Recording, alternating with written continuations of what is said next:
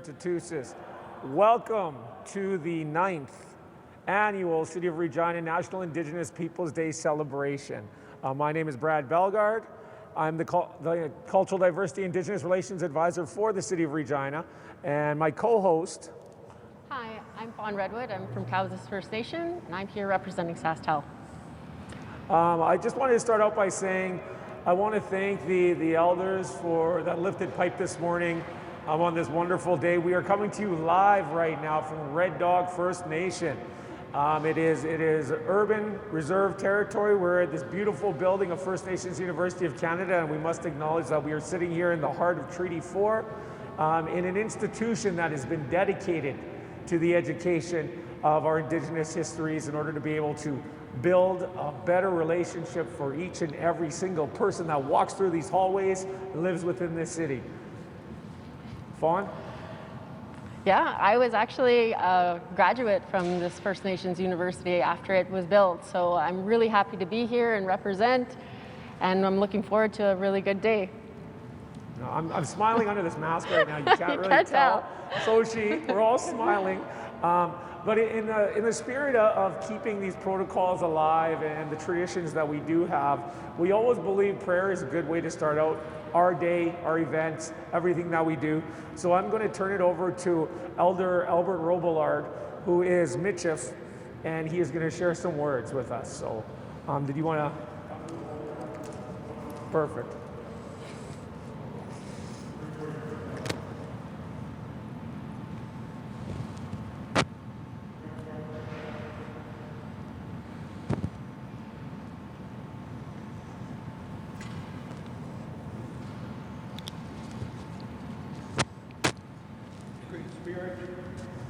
Who's our Creator. We greet you in prayer on this, the National Indigenous Peoples Day. This day also marks the beginning of the summer season, and we give thanks for the bountiful earth and the harmony and the beauty with which you have endowed your creation. Great Spirit, whose breath gives life to all the world, this is a happy day and the beginning of a new season of summer. But our hearts ache, and we are downcast when we remember the children buried at the site of the residential school that was at Kamloops, BC. And we grieve for these children and live in fear that searches at other school sites will discover other such graves. Great Spirit, we ask that you bring comfort to all of our people who are suffering the loss of these loved ones, and also the sickness and the loss of loved ones because of this pandemic over the last year. And we pray, Great Spirit, that the National Indigenous Peoples Day will bring understanding and peace and harmony among all races in our country, Canada. Hi, hi.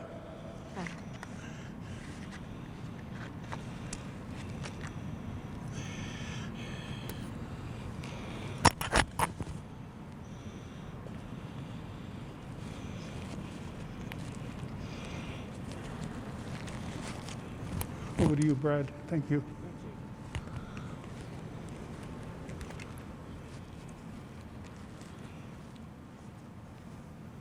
Thank you, Albert. Thank you, Albert, for those words of encouragement. And I just want to actually say that this institution that we're on opened on June 21st, 2003. So it's very fitful that we're here to kick off a new summer solstice event. And with that, I want to turn it over to, we have some words of thank you that we want to actually encourage everyone to listen to. Good morning, everyone. Bonjour à tous. It is my pleasure to be part of this year's National Indigenous Peoples Day celebration. Je tiens à souligner que même si cette célébration a lieu en ligne, toutes les communautés où vous vous trouvez ont leurs propres traditions et histoires autochtones qui devraient être honorées. Today's program is being broadcasted from First Nations University in Regina. I would like to acknowledge that the Regina campus is located on the Atikamekw Red Dog Urban Reserve, Star Blanket Cree Nation, and Treaty 4 territory, the original lands of the Cree, Anishinaabe, Dakota, Nakota, Lakota, and on the homeland of the Métis Nation. I encourage you to research and learn about the territory you live in, as we all are treaty people. Face à la réalité engendrée par la pandémie de COVID-19, il est merveilleux de voir tant de gens se rallier pour célébrer la riche culture des peuples autochtones du Canada. Thank you to the elders and the dignitaries for joining us from near and far. I would like to acknowledge the Government of Canada's support, as well as the many committed individuals and organizations that made this possible. Pour tous ceux qui considèrent le Canada comme leur patrie, il est si important de mettre en valeur le rôle vital que le peuple autochtone joue dans l'histoire et dans l'avenir de notre nation. Thank you and enjoy the celebration.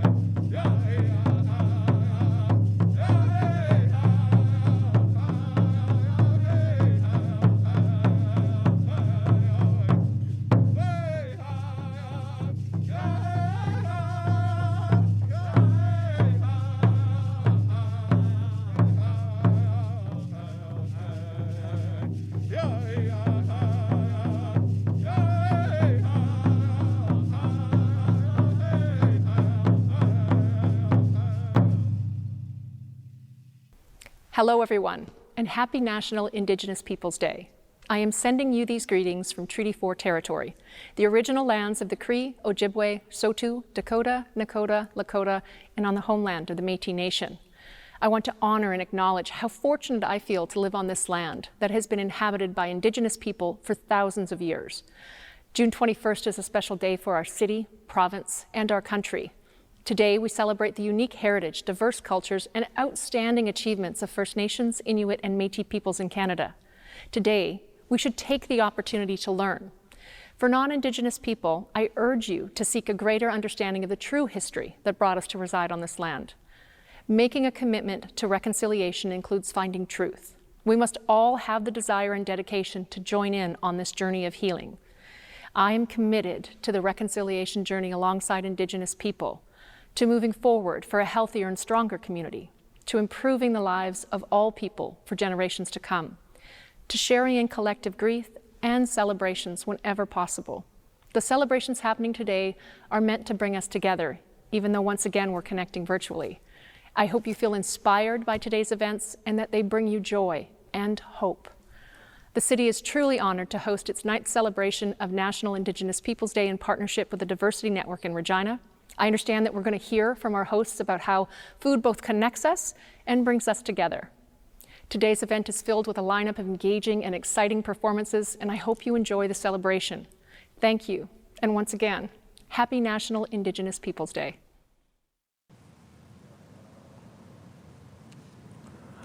Thank you, Mayor Masters, for those wonderful words of encouragement as we look towards starting out a new season. Also, I wanted to really just kick things off by saying we needed to start out with like a performance, eh, Fawn? So we had Amelia Friday. Thank you very much for getting us up in that festive mood. I think when we think about how Indigenous people, our people, actually communicate with each other. It is through food. You know, so when I seen that dancing there, I really wish I had like a piece of bannock there to dip into some soup. You know, have you ever tried making bullet soup? If you think about like food. Bullet soup, and I definitely make bannock, all kinds. I like how in the States we call it fry bread, and in Canada we call it grease bannock. But yeah, I definitely have tried a lot of different things. So I think food is a very important part of our culture. It's passed down from family to family. You have your recipes. So I used to work at a restaurant, and this lady came in and she didn't know how to make bannock, and she was asking everyone, how do I make bannock? And no one would share their recipe with her because they're all like, oh, you use a little bit of this, you use a little bit of that. Oh, that's too much. So it's definitely passed down through your families, and it's just being involved with your grandparents and your parents, and yeah, it's a wonderful thing to pass down all your traditions of food recipes and all of that. No, I definitely agree. And like, I really like to emphasize this when we talk about Indigenous Peoples Day. As Indigenous peoples, we have a vast diversity amongst our own cultures. Me being Nakota and Cree, as well as Michif. And when I think of the Michif side of my family, I always remember them pulling out the fiddle, and then they'd have a little bit of a fiddle playing, and then people trying to jig. Which brings us to our next performance. You know, it's like my grandma used to always say, I'm gonna make some bains. I did not know what bains were. Now, bains are actually pieces of fry bread. And being Michif has a bit of a French culture to it. So you shared something with me last week about how you say fried bread in French. They call them beignets. Beignets. Beignets. So we kind of just cut those vowels, put bains together, and there you have fry bread. So our next video is going to be pretty much what you would say is Canada's it in the jigging community this year, or this right now in 2021. We're going to show you a little bit of amazing footwork and kick it off the right way. You see what I did there? Kick it off the right way. And we have a nice video from Asham Stompers, all the way from Winnipeg, Treaty 1 territory. Ladies and gentlemen, please welcome the Asham Stompers with Mr. Ryan Richard and Jerry Anderson.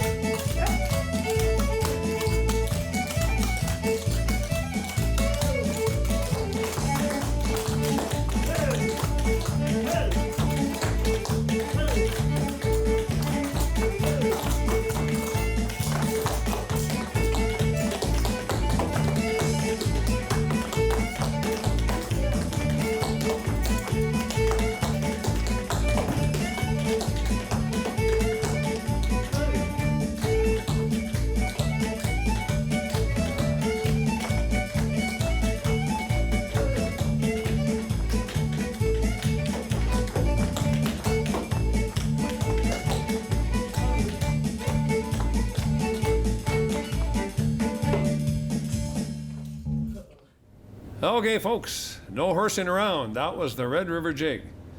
Howdy, folks. How y'all doing? I'm Arnold Asham, and I own and operate Asham Curling Supplies, and proudly sponsor the Métis group called the Asham Stompers. And the Asham Stompers, our mission is to help recapture and preserve the history of the Métis people through the dancing of the Red River Jig. The Red River Jig was invented right here in Winnipeg in the early 1800s at the Red and Assiniboine Rivers, which is now known as the Forks, and it was invented to attract the fur traders into the colony to trade furs. These fur traders would go whipping down the river with their dog sleds laden with furs in the winter on the ice, of course, and they wouldn't stop in the Métis colonies. These Métis people developed this dance. They went down to the river, did the dance.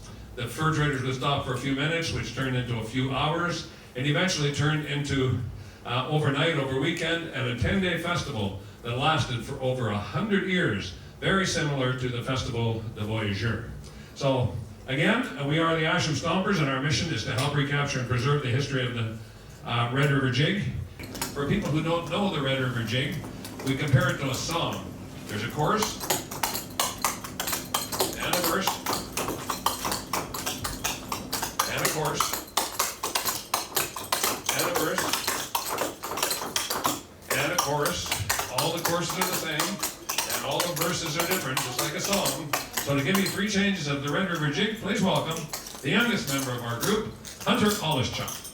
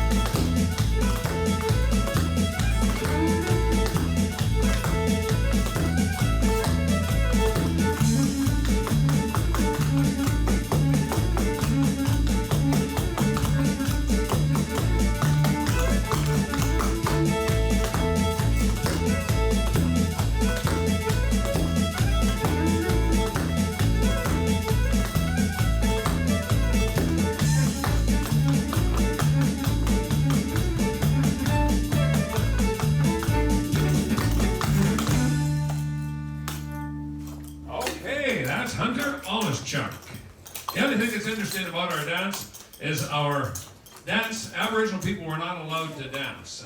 The Indigenous people were not allowed to dance. The powwow was considered a war dance, and it was banned by the government at the time. So our dance was developed with our feet close to the floor and our arms by our sides and our head motionless, because there was no blinds or curtains on the windows in those days. So if government officials happened to be walking by through the window, it looked like we were just moving around the kitchen.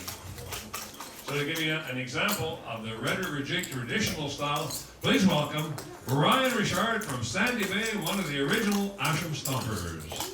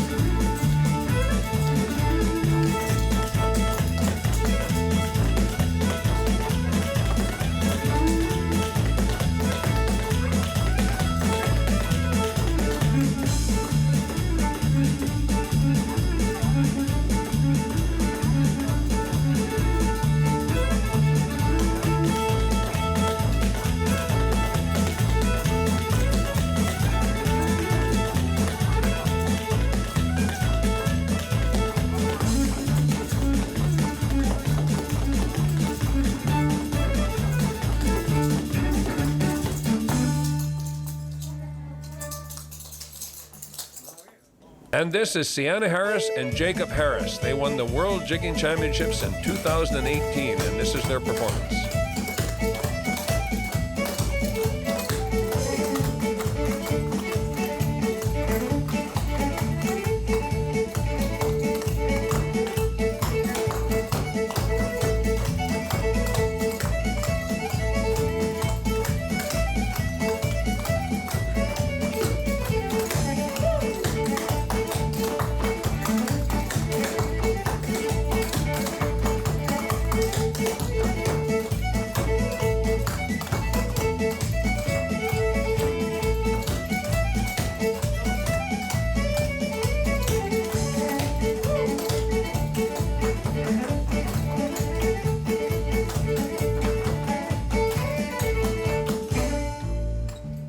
And these are some of the D-Town steppers from Dauphin, Manitoba. Please welcome Shailene Chartrand, Bea Burns, Anna Chartrand, and Skyla Burns.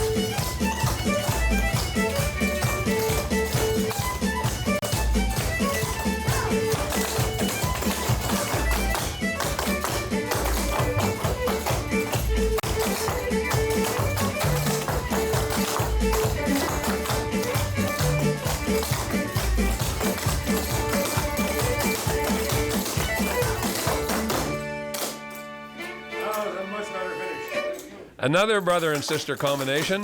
This is Hunter and Haley Olischuk from Reedy Creek, Manitoba.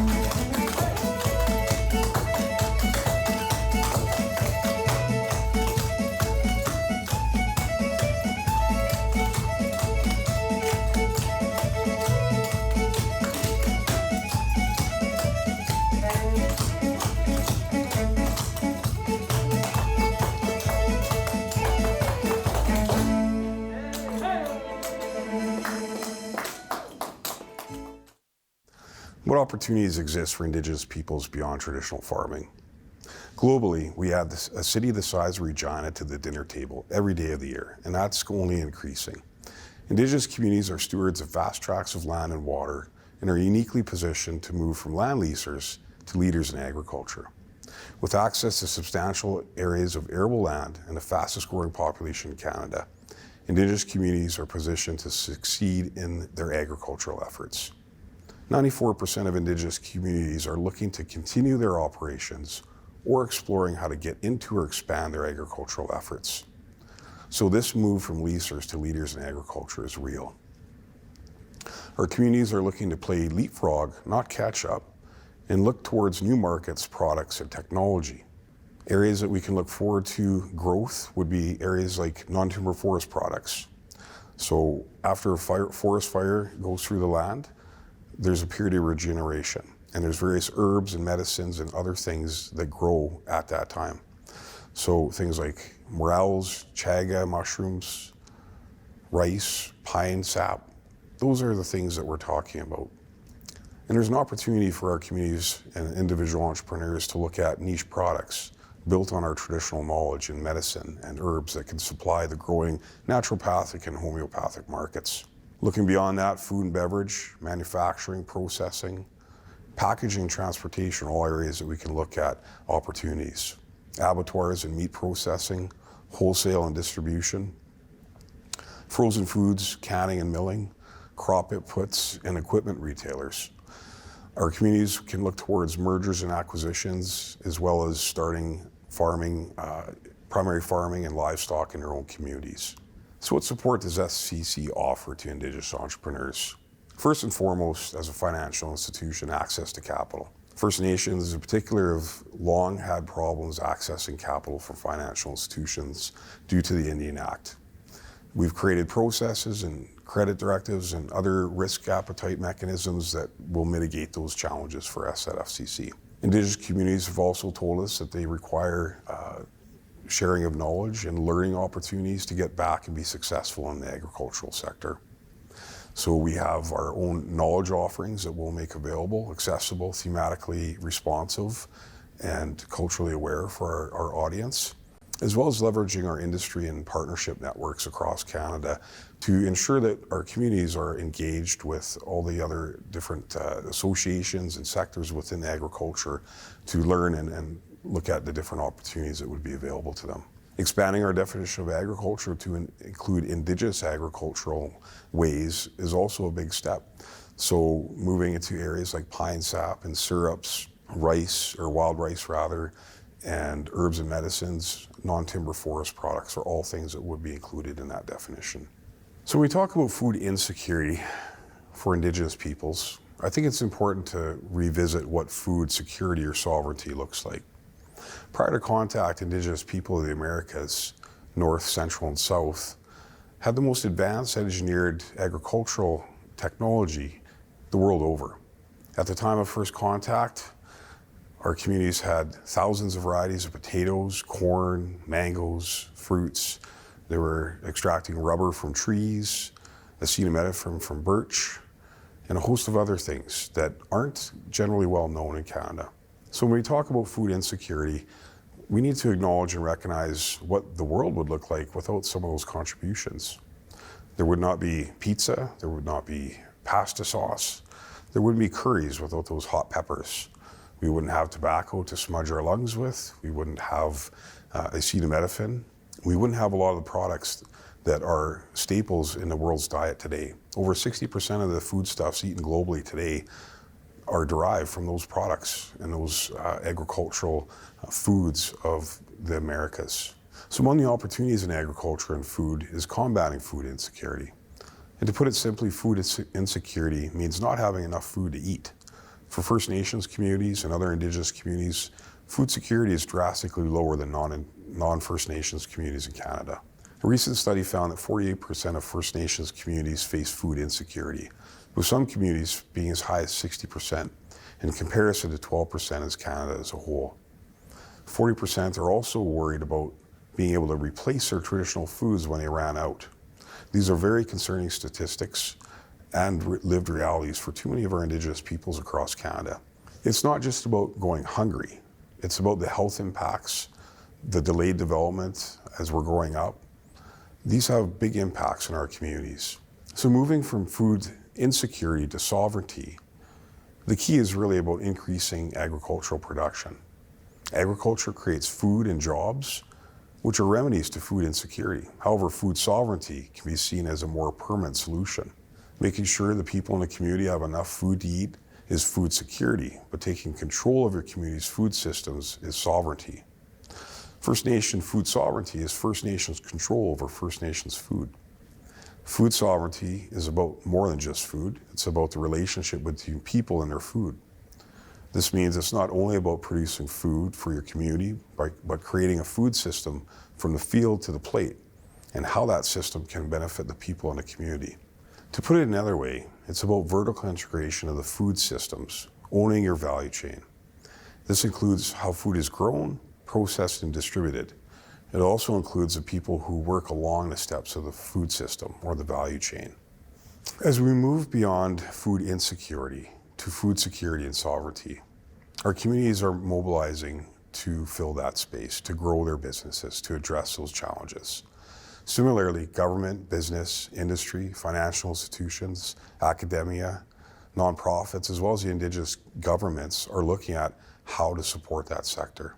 So when we're looking at challenges like the food insecurity that so many of our communities are challenged with, we can look towards different programs, services, financial instruments, funding, grants, knowledge offerings, and events that will connect our communities to those other stakeholders, all towards success in the agricultural industry.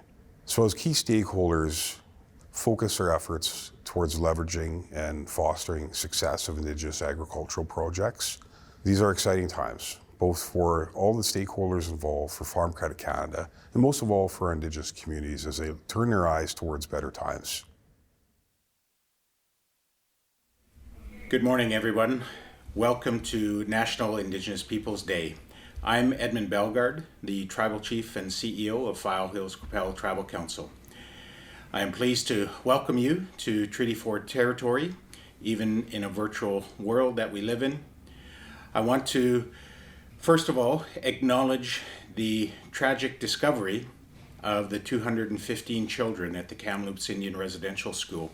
I want to invite all of Canada to understand the true history, the true challenges that Indigenous people have faced, and understand the impact not only on family but on community, and how it impacts the rest of Canada and society as we move forward. This understanding will go a long way in terms of reconciliation and meaningful action. It's a tough conversation to have. It's a tough discussion. Many of our people have been triggered once again to that intergenerational trauma, but it's something that we must face together, we must face openly, and if we are to move forward as a country, we must understand this history, this deep history and this deep impact, so that we can truly move forward and reconcile that history and build relations with Canada and Indigenous peoples moving forward. So enjoy the day, enjoy the lineup that's been brought to you by the City of Regina, and we look forward to seeing you in the future when it's safe to do so. Welcome back to the 9th Annual National Indigenous Peoples Day celebration, brought to you by the City of Regina and our partners. What an awesome performance from the Asham Stompers, all the way from Treaty 1 or here in Treaty 4 territory, which was fitful to hear some awesome words from Tribal Chair of File Hills Qu'Appelle Tribal Council, Edmund Bellegarde, and the Director of Indigenous Relations, Sean Sunias from FCC. He hit some major points there when we talk about food and what it means to Indigenous peoples and food sovereignty and how we can take control of our own food supplies, because long ago, before contact, we had this relationship with the land, and that relationship helped us survive. We knew the right times to pick berries, we knew the right time to do gardening, we knew the right time to go hunting, and we knew how to preserve that. So those words of encouragement to learn how to garden. Let me ask you this, Fawn. Are you familiar with gardening? Oh yeah, I garden all the time. Every year I set up a garden. I plant it in my mother-in-law's yard, my own yard. Yeah, it's very important to me to have that availability to be able to provide your own food. So growing up, did you hear did you get any tips from your family members about gardening, like what's right and what's wrong? Well, they definitely shared a lot of knowledge in regards to like going into your environment, picking the berries, which vegetables at what time to pick from the ground, medicines. These are oral histories and traditions that are passed down through the families. It's definitely a huge, valuable asset to be able to understand the land, being able to walk on your Mother Earth and understanding what times of years to pick what and go along. And yeah, so it's definitely important to understand your environment and be connected to it. Yeah, that reminds me. So when I was going to school here at First Nations University of Canada, I had no idea how to garden. But there's community gardens in the back, and I took this job to work the community gardens, and there's little things that I had no idea. Every day I'd go check my garden, and food would be gone because there's rabbits out there. And they're eating my food, and all these rodents are eating my food. So it definitely is something that I have a lot of respect for. And when we talk about working together with the land, I think one thing that we got to remember here, I learned a lot about the three sisters. Now, for those of you that are watching, the three sisters are squash, beans, and corn, and just how they work together. The beans wrap around the squash and the corn, and they grow together. They help each other grow strong and successful in order to be able to provide nutrients for the rest of the community, or in my language, the Tioshbai. And that works well with the bison too, and the buffalo. You know, buffalo roamed for thousands of years across these prairies that we look outside and we take a look. It was no buffaloes on the meadows. And I think, speaking of buffalo, there's nothing like a good bison burger with bannock and a powwow. Now, saying that we're not at a powwow right now, but we will be getting to powwow season sometime soon in the future. I want to introduce our next performance. It's Charging Bear Performance. It's Teddy Bison dancing men's fancy dance along with Desi Tatusis, and the singer that is accompanying them is Leroy Chateau Jr. So sit tight, grab a bite, and take a look at Charging Bear Performance. We'll be back.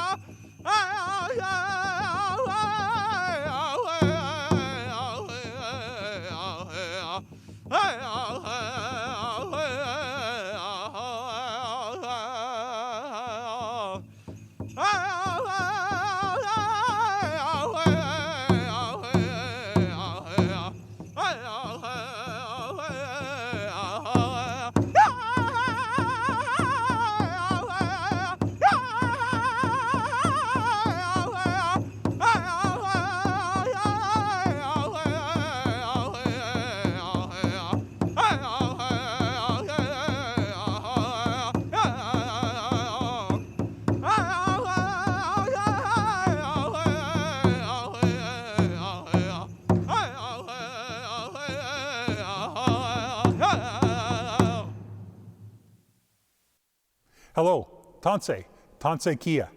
I'm very proud to be here representing the Regina Police Service to bring you greetings today on National Indigenous Peoples Day, right in the middle of Indigenous History Month, as we find ways to gather and celebrate safely this beautiful culture and this community that we all live in. Our police service is very committed to the calls to action and calls to justice and ways that we can work with our community to make it a healthy and vibrant community for all. And those commitments don't just extend into the community, they really extend inside of our police service as well. We are very proud at the Regina Police Service to work hard and give our members opportunities to learn and to grow and to embrace the Indigenous cultures that we have right here in our community. As part of our promotion process, for example, we have Indigenous readings and learnings and ways that you can interpret the calls to justice that really make for meaningful change from a policing perspective. And we even engaged in Cree training. Cree classes, thanks to Irene Mosquito, who came in and taught us some incredible and beautiful Cree language that we could use in everyday conversations, little words and phrases, how to pray, kakisimo, how to give thanks and pray to the Creator, kisimanito. And I think the beauty of our Cree classes really was all of us who participated learned a new appreciation for the beautiful land on which we live. Treaty 4 territory, the homeland of the Métis, where we call home. We are truly thankful. Kitata Mihinen, we are thankful. I am personally proud to be here with you today representing the Regina Police Service, wishing you all the best on National Indigenous Peoples Day and committed to working together to keep our community safe and build a safe, inclusive, happy, and vibrant community for our families for years to come. Hi, hi. It's an honor to celebrate National Indigenous Peoples Day with everyone today. I'm pleased to bring you greetings on behalf of Regina Fire and Protective Services from Treaty 4 territory and the homeland of the Métis Nation. Even though we are gathering together virtually to celebrate, I also want to share that our fire department brings more than just greetings to today's celebrations. We also bring a commitment to learn more about improving the lives of Indigenous peoples in our community. Every day and every night, our firefighters respond in the community, protecting the public and ensuring health and safety for all. Inside our fire halls, we have started a journey to learn more about the colonial practices that have caused harm to generations of Indigenous people. Our commitment to the community and to reconciliation is strong. Celebrating National Indigenous Peoples Day brings us together with hope for the future and understanding of the past. Thank you for inviting me to be a part of today's event, and happy National Indigenous Peoples Day. Tanche, bonjour, hello. Welcome to 2021 National Indigenous Days. As you take in today's events, we hope that you have an opportunity to reflect upon the true intent and spirit of today's meaning. We look at National Indigenous Day as an opportunity to celebrate and honor all of our Indigenous nations in Canada. When we speak about our Indigenous nations, we refer to the term of reconciliation. One of the things I'd like everyone to take an opportunity today is to think about what reconciliation truly means. Reconciliation is the restoration of relations. How do we restore those relationships? Well, one of the things we have to do is we have to look at, first of all, acknowledging what has transpired in this country. Then we have to look at accepting those true events in history. Then we have to look at those apologies. How are those apologies enacted? National Indigenous Day is one of those ways of enacting that apology. We also need to remember throughout today some of the tragic events that have transpired throughout the history of Canada. Most recently, the discovery of 215 Indigenous babies in BC. When we think about those 215 babies, we need to always remember they had mums, they had dads, they had cookums, they had mushums. But more importantly, they came from very proud nations of people that contributed many things to this country. So when we look at reconciliation, those are the things we need to look at. When we celebrate and honor National Indigenous Day, we need to remember the true meaning behind National Indigenous Day. It isn't about taking one day and recognizing the Indigenous nations of this country. It's about truly accepting the Indigenous nations of this country, allowing us to be part of this country, ensuring that we are part of this country. I know there's been many acts of reconciliation over the last few years. National Indigenous Day is just one other way of honoring and respecting the contributions of our Indigenous nations. So as we go about our day, let's take a moment of silence and let's think about those 215 children that are no longer with us. Their spirits, their hearts, their minds, their families. Let's remember those. And let's continue to think about the other 364 days a year, and not just one day, to honor the contributions that our Indigenous peoples of this country have brought. Hi, miigwech. On behalf of Western Region 3 Métis Nation Saskatchewan, myself, Wendy Gervais, I thank you. And welcome back. Man, what an amazing performance. You know, I have to actually mention this. We went in there, we seen Charging Bear performance, we had Desi Tutusis, we had Teddy Bison dancing, women's fancy shawl, men's fancy dance with masks on. You know, this COVID that has come up has really changed a lot of perspectives for a lot of people, and I want to really applaud them.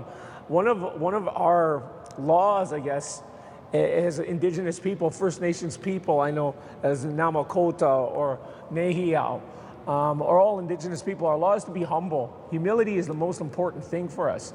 And I know Teddy would never say this. He would never go around and brag about, because it's considered bragging if you want to talk about your accomplishments. And one thing that I have to acknowledge is a couple years ago, Teddy actually and his dance troupe, they traveled through Europe and they were flown there to perform in a number of different countries. And that's like a professional athlete. So I really want to applaud them for being able to take some time out of their day. We all know everyone's busy, whether that's being a father with your career, being a mother with your career. And it's very important for us to recognize those dances as celebratory, because we're celebrating another achievement as Indigenous peoples, and that is making it through these obstacles and create opportunities out of obstacles. And also with some wonderful words from Chief Bray, Chief Jackson, and the Métis Nation Saskatchewan representative Wendy Gervais. She touched on some very key points. And when we talk about food, and our theme is Breaking Bannock, food is a very, very important part of us as peoples. Food is not only to celebrate birthdays, barbecues for family reunions.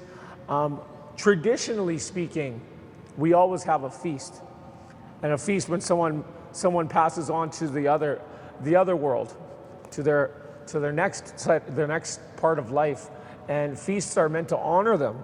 And I have to acknowledge everyone across Canada who has been taking time out of their days and their lives to have feasts, to recognize some of the information that has come to light over the last few weeks with these young ones, because every child matters. That's what we say, every child matters. It's only now that we recognize it as it is a reality that we've known about as Indigenous peoples. We've heard these stories, but now it's coming to fruition. So I wanted to acknowledge you, Fawn, for wearing your orange shirt today, for taking some time to honor those that are still grieving and suffering, and that trauma that we've gone through as Indigenous peoples, because the food is going to be there for those who make offerings. And I want everybody to understand that we do have a lot of our peoples in mind when we're talking about celebrating and bringing families together and acknowledging those that have gone on to their spirit world, and still keeping the memories alive, because what we got to do is we got to honor them. And the best way to honor them is have a meal, have some entertainment, and bring our people together to visit, to acknowledge each other in a good way. Health, happiness, help, and understanding. That's right. Thanks, Brad. I do definitely want to recognize as well that there are those children, and it's time for us to step up and honor them and remember, because yes, you're right, these stories have been passed down. We know that there were always graveyards at the residential schools. We knew that there were unmarked graves, but now the fruition of that and the truth and reconciliation really is coming forward to understand that we need to recognize our past, we need to accept it, and then of course look towards our future and recognize our present right now and what's going on in our environment. And so yeah, Wendy said it perfectly. It isn't, excuse me, it isn't just about one day, it's about our future and right now. No, definitely. And you know, if you guys, everyone that's viewing right now, if you have kids, if you have nieces, if you have nephews, one thing that kids really like to do is dance. You ever notice that? Like kids just, for some reason, they just can dance. They don't even care how they look. When you get to a certain age, like my age, you're like, I don't know if I'm gonna be dancing here right now, you know, like I gotta figure this out, maybe go check out some moves in the bathroom or something like that before you get down into the dance floor. But this next video that we have, this guy, I seen this video on CBC, a story of somebody who got TikTok famous. TikTok famous because he is, at heart, he is a jigger, Red River jigger, and he dances, but he took something and he made it contemporary. So when we talk about contemporary styles of dancing, he takes a little bit of traditional with some contemporary hip hop and he puts them together. So he does jigging footwork with some hip hop footwork. It's kind of like contemporary foods like an Indian taco. You take a little bit of traditional food, you mix it up with a little bit of contemporary food, you throw it on a plate, and bam. This guy's amazing. It's Mikey Harris. Tune in if you want to find him. He's on all social media, but I guarantee if you don't like it, your kids will like it, and they'll make you like it. So you're going to love it. Here you go, Mikey Harris. What's up, guys? We're the Ivanpah Memorial Dancers. My name is Mikey Harris. My name is Jacob Harris. And we are three siblings from Winnipeg, Manitoba. We do the Red River Jig, and we also mix jigging with hip hop. And we're here to perform for you today, and we're really excited about it. We're gonna get right into it. We're gonna start off with some Red River Jig introductions, so here we go.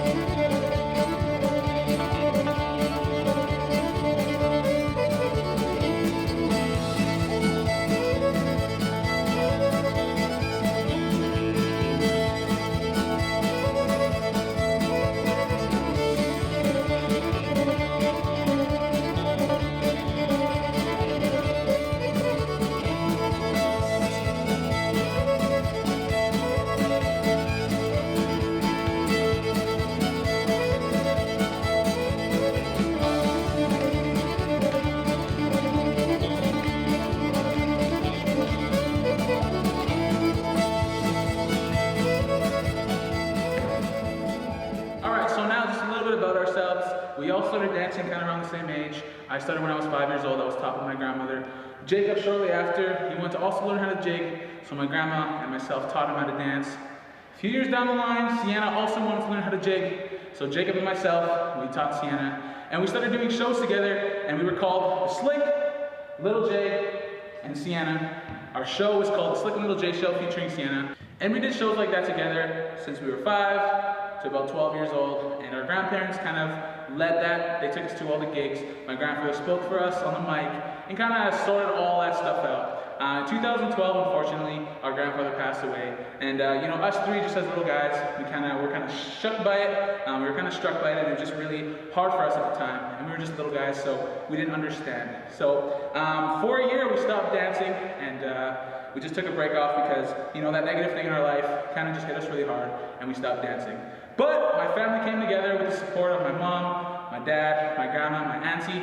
We all came together, and they said they would not want, your grandfather would not want you to quit dancing. So we decided to rename ourselves the Ivan Flatt Memorial Dancers. That is just a little bit about ourselves and what our name stands for. Okay, so up next, we're gonna get Jacob and Sienna to show you their world champion couples jigging routine. Here it is, let's go.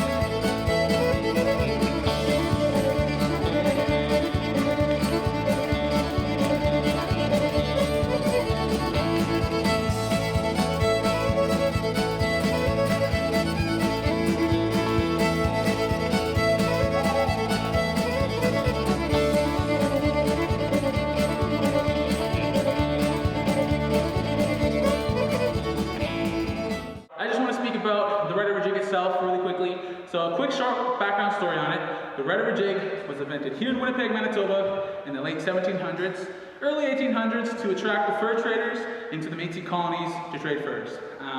Back in those days, the fur traders, they wouldn't stop at the Métis colony. So the Métis people, they created this dance, and whenever the fur traders go whipping down the Red River, they would start jigging around a campfire, and eventually that led to the fur traders seeing them, heading down over there, and I'd eventually build a bond, and the fur traders kept coming back, and it kind of turned into a 10-day festival, kind of like Festival des Voyageurs that we have here in Winnipeg. So, quick background on the Red River Jig. Hope you guys enjoyed again. We are the Ivan Flatt Memorial Dancers. My name is Mikey Harris, Jacob Harris, and we're so happy and delighted to be here with you guys. Here's our last dance that we call the Breakdown. It's a mix of the Red River Jig, Big John McNeil, and the Fast Orange Blossom Special. Thank you guys so much. Take care. Peace out.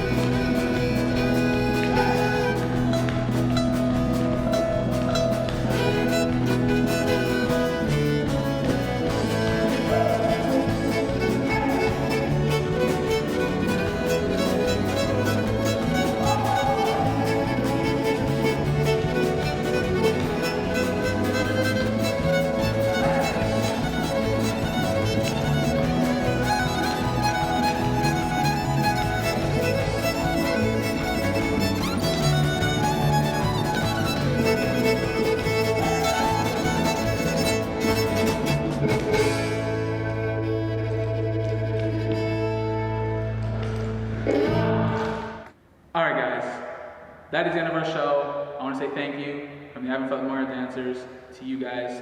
Thank you to the Regina Library for bringing us out. Thank you to our grandma for making all these beautiful outfits. And again, follow us on our social media at Mikey Harris, at Jacob Harris, and at Sienna Harris. Take care, everyone. Peace out. Wow. You know, just when we start practicing, I'm gonna go home and start practicing my dance moves, you know, make sure that I got some skills. Mikey, holler at me. Maybe I could come join your video next time.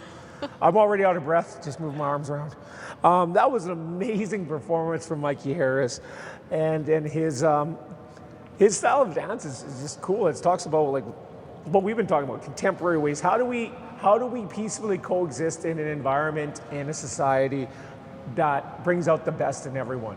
I've always been told this as people, we are the good and the bad, you know? So what we need to learn how to do is work together and be good all the time. That brings us to almost the conclusion of our day celebrations. Definitely National Indigenous Peoples Day is not over once we're done with this program.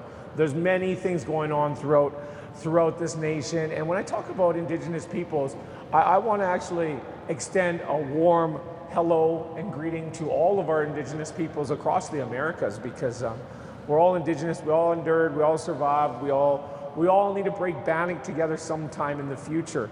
And we started out with a song, and it was by someone that's standing beside me. But before I introduce who it is and give you a little bit of history of who he is and how I know this individual, I'm gonna let Fawn give her thanks, any well wishes, warm thoughts, salutations, hellos, or stoic great days that you want to do for anyone out there. Thanks, Brad.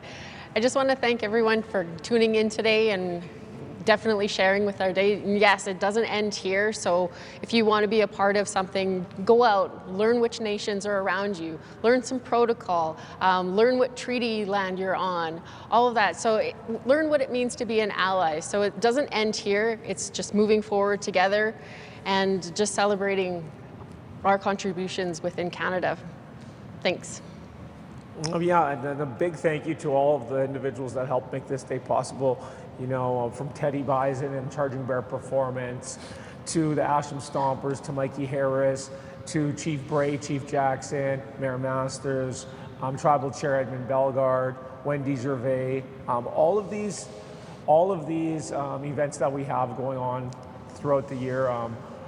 Big support is always needed, and I think it's very important to recognize those, especially those that lifted the pipe for us this morning, as well as Elder Robillard that came down here to start us off in a good way.